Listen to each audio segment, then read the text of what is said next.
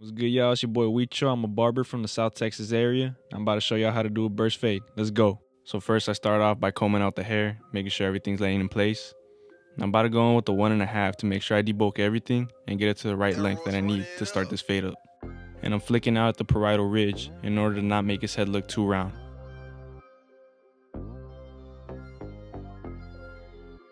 Now I'm going in with my trimmer to set the bald line. But I'm not going to punch it in. I'm using it as if it were a clipper, flicking out as I get to the top of the line to stop myself from making a line that's too hard to get out. And you can see me taking my time with this step. I'm trying to make this line as clean as possible because this is going to determine the shape of the burst fade. And I see a lot of people that don't round it off behind the ear, but to me this is the most important part. This is what's going to give you that burst effect.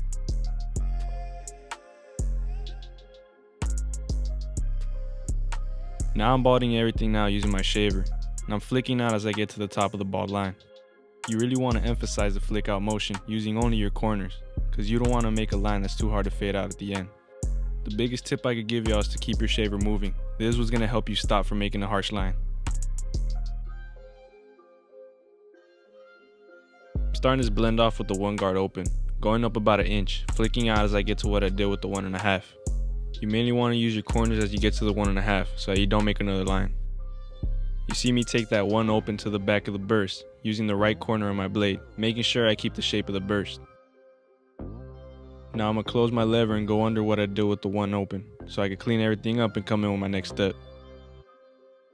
Now I'm playing with my lever here just in case if I take that one close too high. For our next step we're going no guard, lever open, going up about 1/2 inch. And I'm keeping the same shape of the burst, cleaning up everything in the back too. Now I close my lever and hit that bald line, going up about 1/4 inch. Keep in mind that depending on the hair texture, this won't always fade it out, but that's why we're going to come back in after the fade to detail everything. Now I move my lever halfway and using only the corner, go up about half of the guideline. And remember what I said before, same thing you do to the front of the fade, you do to the back. For this step, you're really just playing with your lever using your corners to take out any little dark spots.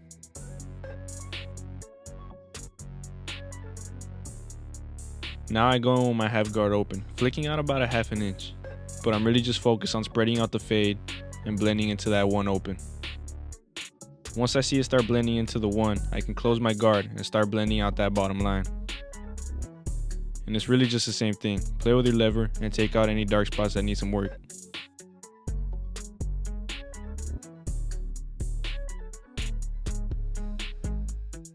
Now I'm coming back with the 1 guard to clean up any little dark spots that I couldn't get with the 1/2. This step is more detailing, so I like to step back and look at it from different angles. Or you could look at it from the mirror. The mirror never lies, bro. Sometimes our eyes get used to it and we gotta look at things from a different perspective. Next I'm gonna do some clipper over comb. I like setting my comb at an angle so I can still see what I do with my clipper and everything else that I want to blend into that. I'm making sure to look at it from different angles so I can see any little hairs that are sticking out.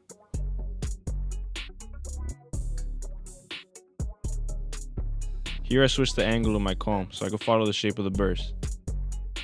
There's really no easy step to this, man. You really just gotta use your eyes and see what looks right and what doesn't. Now I don't know about y'all, but I do this haircut so much that I'm tired of it, man. Like, give me something else, bro.